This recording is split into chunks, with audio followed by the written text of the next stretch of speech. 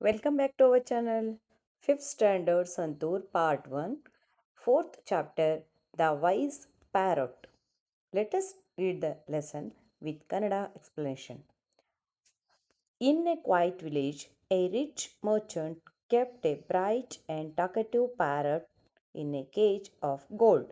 The parrot had a sharp mind and often entertained the merchant with stories and songs. However, deep inside, the bird longed for the open skies and green trees. In a quiet village ಅಂದರೆ ಒಂದು ಪ್ರಶಾಂತವಾದಂಥ ಹಳ್ಳಿಯಲ್ಲಿ A rich merchant ಒಬ್ಬ ಶ್ರೀಮಂತ ವ್ಯಾಪಾರಿ kept a bright and talkative parrot in a cage of gold. ಒಬ್ಬ ವ್ಯಾಪಾರಿ bright ಅಂತಂದರೆ ಬುದ್ಧಿವಂತ ಮತ್ತು ಮಾತನಾಡುವಂತಹ ಗಿಳಿಯನ್ನು ಕೇಜ್ ಆಫ್ ಗೋಲ್ಡ್ ಬಂಗಾರದ ಪಂಜರದಲ್ಲಿ ಇಟ್ಕೊಂಡಿದ್ದ, ಸಾಕಿದ್ದ. A parrot had a sharp mind. ಆ ಪ್ಯಾರೋಟ್ಗೆ ತುಂಬ ತೀಕ್ಷ್ಣವಾದಂಥ ಬುದ್ಧಿ ಇತ್ತು. And often entertained the merchant with stories and songs. ಆಗಾಗ್ಗೆ ಅದು ಸ್ಟೋರೀಸ್, ಕತೆಗಳು ಮತ್ತು ಹಾಡುಗಳ ಮೂಲಕ ಮರ್ಚೆಂಟ್ನ ಸಂತೋಷಗೊಳಿಸ್ತಾ ಇತ್ತು. ಹವೆವರ್ ಡೀಪ್ ಇನ್ಸೈಡ್ ಅಂದರೆ ಒಳಗಡೆಗೆ ಅದಕ್ಕೊಂದು ಭಾವನೆ ಇತ್ತು. ಏನು? The bird longed for the open skies and green trees. ಆ ಹಸಿರು ಮರಗಳು ಅಂದರೆ ಮತ್ತೆ ವಿಶಾಲವಾದಂಥ ಮುಕ್ತವಾದಂಥ ಆಕಾಶದಲ್ಲಿ ಹಾರಾಡಬೇಕು ಅಂತಕ್ಕೆ ಮನಸ್ಸಿತ್ತು. One day the merchant decided to travel far away for business. He thought he would do something to please his pet. He walked up to the cage and said, "My beloved parrot, I am about to travel to a far off land. What can I bring for you from there?" ಒಂದು ದಿವಸ the merchant decided to travel far away for business. Merchant travel ಮಾಡೋಕ್ಕೆ decide ಮಾಡ್ತಾನೆ. Far away, ದೂರದ ಊರುಗಳಿಗೆ, for business, ವ್ಯಾಪಾರಕ್ಕೋಸ್ಕರ ದೂರದ ಊರುಗಳಿಗೆ travel ಮಾಡಬೇಕಂತ ಅವನು ನಿರ್ಧಾರ ಮಾಡ್ತಾನೆ. He thought he would do something to please his pet. Pet ಅಂದರೆ ಪ್ರೀತಿಯ ಪ್ರಾಣಿ, ಸಾಕು ಪ್ರಾಣಿಯಾಗಿರ್ತಕ್ಕಂಥ ಗಿಳಿಯನ್ನು ಸಂತೋಷಗೊಳಿಸ್ಬೇಕು. ಪ್ಲೀಸ್ ಮಾಡೋದಂದರೆ ಸಂತೋಷಗೊಳಿಸ್ಬೇಕು ಅಂತ ಹೇಳಿ ಏನಾದರೂ ಮಾಡಬೇಕು ಅಂತ ಯೋಚನೆ ಮಾಡ್ತಾನೆ. He thought. He walked up to the cage and said. ಮೇಲ್ಗಡೆ ಹೋಗಿ ಅವನು ಆ ಕೇಜ್ ಹತ್ರ ಹೋಗಿ ಅಂದರೆ ಪಂಜರದ ಹತ್ರ ಹೋಗಿ ಹೇಳ್ತಾನೆ, ಮೈ ಬಿಲವ್ಡ್ ಪ್ಯಾರೋಟ್, ನನ್ನ ಪ್ರೀತಿ ಗಿಳಿಯೇ, I am about to travel to a far off land. ನಾನು ತುಂಬ ದೂರದ ಊರುಗಳಿಗೆ ಟ್ರಾವೆಲ್ ಮಾಡಬೇಕು ಅಂತ ಅಂದ್ಕೊಂಡಿದ್ದೀನಿ. What can I bring for you from there? ನಾನು ಅಲ್ಲಿಂದ ನನಗೆ ಏನು ತೊಗೊಂಡು ಬರಲಿ ಅಂತ ಕೇಳ್ತಾನೆ. The parrot replied, dear master, you look after my needs so well that I have tasted all the tender fruits and chilies, but I want to taste the joy of flying in the sky. If you really want me to be happy, please let me fly off into the sky.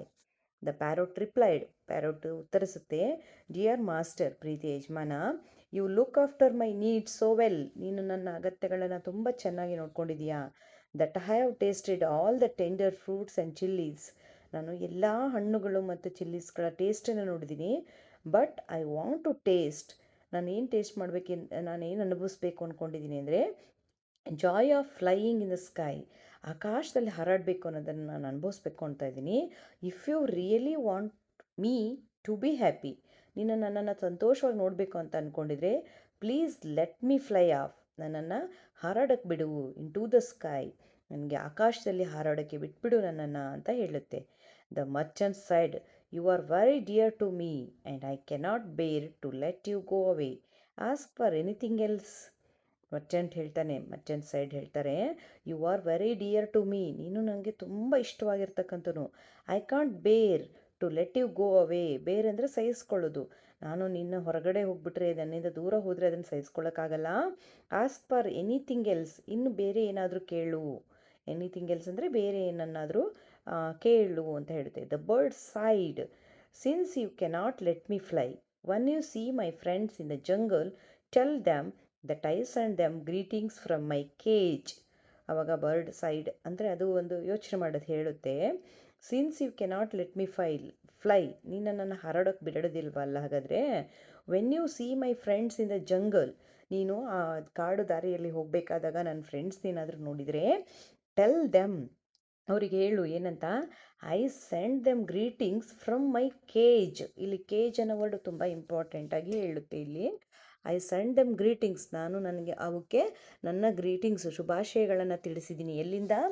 From my cage, ನಾನು ನನ್ನ ಪಂಜರಗಳಿಂದ ಶುಭಾಶಯಗಳನ್ನು ಹೇಳಿದ್ದೀನಿ ಅಂತ ಆ ಒಂದು ಗಿಳಿಗಳಿಗೆ ಹೇಳು ನೀನು ಅಂತ ಹೇಳುತ್ತೆ. The Merchant vent of on his travels. One day in a forest he saw a flight of parrots with the same color as his pet. He walked up to the tree and said, "Oh, beautiful parrots, I have one of your relatives as a pet, and I kept it in a cage of gold. It has sent greetings for you all." The merchant went off on his travels. ಅವರು ತಮ್ಮ ಪ್ರಯಾಣಕ್ಕೆ ಹೋಗ್ತಾರೆ, ಮರ್ಚೆಂಟ್ ವ್ಯಾಪಾರಿ. One day in a forest, ಒಂದು ದಿವಸ ಫಾರೆಸ್ಟಲ್ಲಿ ಈ ಸಾ A flight of ಪ್ಯಾರೋಟ್ಸ್, ಅಂದರೆ ಗಿಳಿಗಳ ಗುಂಪು, ಗಿಳಿಗಳ ಹಿಂಡು. ಫ್ಲೈಟ್ ಆಫ್ ಪ್ಯಾರೋಟ್ಸ್ ಅಂದರೆ ಗಿಳಿಗಳ ಹಿಂಡನ್ನು ನೋಡ್ತಾರೆ. With the same colour as his pet, ತನ್ನ ಪೆಟ್ ಏನಿತ್ತಲ್ಲ, ತನ್ನ ಸಾಕು ಪ್ರಾಣಿ ಗಿಳಿ, ಅಂಥದ್ದೇ ಕಲರ್ ಎಂದು ನೋಡ್ತಾರೆ. He walked up to the tree and said, ಅವರು ಮರದ ಹತ್ತಿರ ಹೋಗಿ ಹೇಳ್ತಾರೆ, ಓ ಬ್ಯೂಟಿಫುಲ್ ಪ್ಯಾರೋಟ್ಸ್, ಓ ಒಂದು ಸುಂದರವಾದ ಗಿಳಿಗಳೇ, I have one of your relatives as a pet. I have, ನಾನು ಹೊಂದಿದ್ದೀನಿ ಅಂದರೆ ನನ್ನ ಹತ್ರ ಇದೆ. ಏನು? ಒನ್ ಆಫ್ ಯುವರ್ ರಿಲೇಟಿವ್ಸ್, ನಿಮ್ಮ ಒಬ್ಬ ಸಂಬಂಧಿ ನನ್ನ ಹತ್ರ ಆ್ಯಸ್ ಎ ಪೆಟ್ ಆಗಿದೆ, ಒಂದು ಸಾಕು ಪ್ರಾಣಿಯಾಗಿದೆ. And I kept it in a gold cage of gold, ನಾನು ಅದನ್ನು ಬಂಗಾರದ ಪಂಜರದಲ್ಲಿಟ್ಟಿದ್ದೀನಿ. It has sent greetings from you all, ಅದು ನಿಮ್ಮೆಲ್ಲರಿಗೂ ಶುಭಾಶಯಗಳನ್ನು ಹೇಳಿದೆ ಅಂತ ಹೇಳುತ್ತೆ. As a merchant finished speaking, one parrot dropped like a stone from the tree and fell on the ground. ಆ merchant, as the merchant finished speaking, merchant ಆ speaking ಅನ್ನಂದರೆ ಅವ್ನು ಮಾತಾಡೋದನ್ನು ನಿಲ್ಲಿಸೋದ್ರೊಳಗೇ one parrot dropped like a stone, ಕಲ್ಲು ಥರ ಮೇಲಿಂದ from the tree fell on the ground, ಆ ಕೆಳಗಡೆ ನೆಲಕ್ಕೆ ಮೇಲಿಂದ ದೊಪ್ ಅಂತ ಹೇಳಿ ಅದು ಬೀಳುತ್ತೆ, ಸ್ಟೋನ್ ಥರ. The merchant was distressed at this, he hurried away from there. The merchant was distressed, ಅವ್ನು ಗೊಂದಲಕ್ಕೊಳಗಾಗ್ತಾನೆ. ಏನಾಯ್ತಪ್ಪ ಇದೆಲ್ಲ, ಅಯ್ಯೋ ಅಂತ ಹೇಳಿ ಅಂದ್ಕೊಂಡು ಈ ಹರೀಡ್ ಅವೇ ಫ್ರಮ್ ದೇರ್, ಅಲ್ಲಿಂದ ಅವನು ಬೇಗ ಬೇಗ ಆತುರವಾಗಿ ಅಲ್ಲಿಂದ ಹೊರಟುಬಿಡ್ತಾನೆ. On returning home he went up to his parrot's cage and described all the wonders and the beauty he had seen on his journey, and how a flight of parrots had come to the forest he was visiting. On returning home, ಎಲ್ಲ ಪ್ರಯಾಣ ಮುಗಿಸ್ಕೊಂಡು ಮನೆಗೆ ಬಂದಮೇಲೆ he went up to his parrot's case, ತನ್ನ ಒಂದು ಗಿಳಿಯ ಪಂಜರದ ಹತ್ರ ಹೋಗ್ತಾನೆ. And described, ವಿವರಿಸ್ತಾನೆ. ಡಿಸ್ಕ್ರೈಬ್ಡ್ ಅಂದರೆ ವಿವರಿಸ್ತಾನೆ, ಏನನ್ನು? All the wonders and the beauty, ಎಲ್ಲ ಆಶ್ಚರ್ಯಗಳು, ಸುಂದರವಾದದ್ದು ಏನನ್ನು ನೋಡಿರ್ತಾನಲ್ಲ. He had seen on his journey, ತನ್ನ ಪ್ರಯಾಣದಲ್ಲಿ ನೋಡಿರ್ತಕ್ಕಂಥ ಆಶ್ಚರ್ಯಗಳು, ಅಚ್ಚರಿಗಳು ಮತ್ತು ಸೌಂದರ್ಯವನ್ನು ವರ್ಣಿಸ್ತಾನೆ. And how a flight of parrots had come to the forest he was visiting, ಹೇಗೆ ಅಲ್ಲಿಗೆ ಗಿಳಿಗಳ ಹಿಂಡು ಬರ್ತಾ ಇತ್ತು ಅವನು ಹೋಗ್ತಾ ಇದ್ದಂಥದ್ರಲ್ಲಿ ಅನ್ನೋದನ್ನು ಕೂಡ ಹೇಳ್ತಾನೆ. He then told his pet about the message he had conveyed, and with the great sorrow described how one bird had been so shocked that it fell to the ground. He then told his pet, ಮತ್ತೆ ಹೇಳ್ತಾನೆ ಏನನ್ನ? About the message he had conveyed. Conveyed ಅಂದರೆ ಅವ್ರಿಗೆ ಒಪ್ಪಿಸಿರ್ತಕ್ಕಂಥದ್ದು. ಈ ಗಿಳಿ, ಪಂಜರದಲ್ಲಿರುವ ಗಿಳಿ ಉಳಿದ ಗಿಳಿಗಳಿಗೆ ಏನು ಶುಭಾಶಯಗಳನ್ನು, ಗ್ರೀಟಿಂಗ್ಸ್ಗಳನ್ನು ಕಳಿಸಿತ್ತಲ್ಲ, ಅದನ್ನು ಮುಟ್ಟಿಸಿದೆ. With great sorrow, and with great sorrow, ಅದ್ರ ಜೊತೆಗೆ ತುಂಬ ದುಃಖದಲ್ಲೂ ಕೂಡ ಹೇಳ್ತಾನೆ. ಏನನ್ನು? ಡಿಸ್ಕ್ರೈಬ್ಡ್, ವಿವರಿಸ್ತಾನೆ. How one bird had been so shocked that, ಅಂದರೆ it fell to the ground, ಹೇಗೆ ಒಂದು ಬರ್ಡ್, ಇನ್ನು ಇವನು ಹೇಳಿದ್ದು ಕನ್ವೆ ಮಾಡಿದ ತಕ್ಷಣ, ಗ್ರೀಟಿಂಗ್ಸ್ ಹೇಳಿದ ತಕ್ಷಣ ಅದು ಹೇಗೆ ಕೆಳಗಡೆ ಬಿತ್ತು ಅನ್ನೋದನ್ನು ಕೂಡ ಡಿಸ್ಕ್ರೈಬ್ ಮಾಡ್ತಾನೆ. As soon as he finished talking his own pet parrot fell from the perch to the floor of the cage. ನೋಡಿ, as soon as he finished talking, ಅವನು ಅದನ್ನೆಲ್ಲ ಮಾತಾಡೋದು ಮುಗಿಸ್ತಿದ್ದಂಗೆ ಹಿಸ್ ಓನ್ ಪೆಟ್ ಪ್ಯಾರೋಟ್, ಇವನು ಸಾಕಿರ್ತಕ್ಕಂಥ ಗಿಳಿ fell from the perch to the floor. Perch ಅಂದರೆ ಆ ಒಂದು ಪರ್ಜದಲ್ಲಿ ಮಧ್ಯದಲ್ಲಿ ಒಂದು ಕಡ್ಡಿ ಇರುತ್ತೆ, ಆ ಪ್ಯಾರೋಟ್ ನಿಲ್ಲಕ್ಕೆ ಕೊಂಬೆ ಥರ ಇರುತ್ತೆ ಕೇಜಲ್ಲಿ. ಸೊ ಅಲ್ಲಿಂದ the floor of the cage, ಏನು ಪಂಜರ ಇತ್ತಲ್ಲ, ಆ ಪಂಜರದ ಬೇಸ್ ಏನಿತ್ತಲ್ಲ, ಫ್ಲೋರ್ ಇತ್ತಲ್ಲ, ಅದ್ರ ಮೇಲೆ ಕೇಜಲ್ಲಿ ನಿಂತಿರ್ತಕ್ಕಂತಹ ಒಂದು ಗಿಳಿ ಕೆಳಗಡೆ ದೊಪ್ಪಂತ ಬೀಳುತ್ತೆ. ಇಲ್ಲಿ ನೋಡ್ರಿ, ಇಲ್ಲಿ ಗೊತ್ತಾಗುತ್ತೆ. ಸೊ ಇಲ್ಲಿ ಏನು ಪಂಜ ಮೇಲೆ ನಿಂತ್ಕೊಂಡಿದೆಯಲ್ವ ಕಡ್ಡಿ ಮೇಲೆ, ಸೊ ಅದು ಕೆಳಗಡೆ ಇಲ್ಲದ್ಮೇಲೆ ಬಿದ್ದು ಹೋಗುತ್ತೆ. The merchant could not understand how his beloved pet died so suddenly. He reached into the cage and gently took the still warm body of the bird and placed it on the window sill. ನೋಡಿ, the Merchant couldn't understand. ಅವನಿಗೆ ಅರ್ಥನೇ ಆಗೋದಿಲ್ಲ. ಅಯ್ಯೋ, ನಾನು ಈಗಿನೂ ಹೇಳ್ತಾ ಇದ್ದೆ, ಇದು ಇತ್ತಲ್ಲ, how his beloved pet died so suddenly. ಇದ್ಕಿದಂಗೆ ಇದು ಹೆಂಗಪ್ಪ ಸತ್ತೋಗ್ಬಿಡ್ತು, ಮೀನ್ಸ್ ಅದು ಬಿದ್ದಿದ್ದು ಹೆಂಗಿತ್ತಪ್ಪ ಅಂದರೆ ಸಡನ್ನಾಗಿ ಸತ್ತೋಗ್ಬಿಡ್ತು ಅನ್ನೋ ರೀತಿಯಲ್ಲಿ ಕೆಳಗೆ ಬಿದ್ದುಬಿಟ್ಟಿತ್ತು. He reached into the cage. ಅವನು ಆ ಪಂಜರದ ಹತ್ರ ಬರ್ತಾನೆ. Gently took the still warm body of the bird.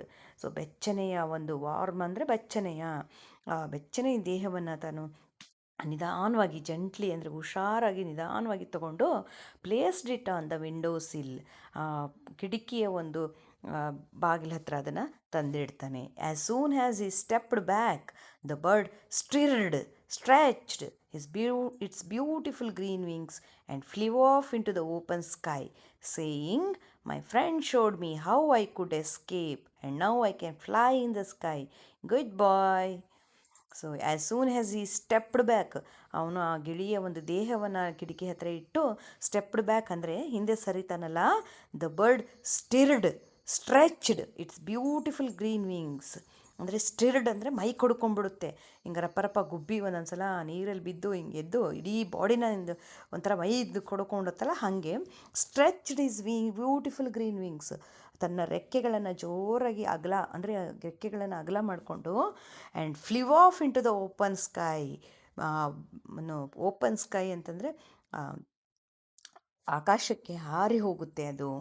And saying, ಹೇಳುತ್ತೆ, my friend showed me how could I escape. ನನ್ನ ಫ್ರೆಂಡ್ ಏನಿತ್ತಲ್ಲ ಕಾಡಿನಲ್ಲಿ, ಆ ಒಂದು ಗಿಳಿ ಇತ್ತಲ್ಲ, ಅದು ನನಗೆ ಏನು ಹೇಳ್ತು ಗೊತ್ತಾ, ತೋರಿಸ್ಕೊಡ್ತು, ನಾನು ಯಾವ ಥರ ಎಸ್ಕೇಪ್ ಆಗಬೇಕು ಅಂದರೆ ಸತ್ತಿರೋ ಥರ ಬಿದ್ದುಬಿಡು ನೀನು, ಆಮೇಲೆ ಅವನು ಸತ್ತೋಗಿದೆಯಾ ಅಂತ ಹೊರಗೆ ಹಾಕ್ತಾನೆ ಅಂತಕ್ಕಂಥದ್ದು ಮೆಸೇಜನ್ನು ಇಂಡೈರೆಕ್ಟಾಗಿ ಸ್ಮಾರ್ಟಾಗಿ ಆ ಒಂದು ಫಾರೆಸ್ಟಲ್ಲಿದ್ದಂಥ ಪ್ಯಾರಟ್ ಇದಕ್ಕೆ ಮೆಸೇಜ್ ಕಳಿಸ್ಕೊಟ್ಟಿರುತ್ತೆ.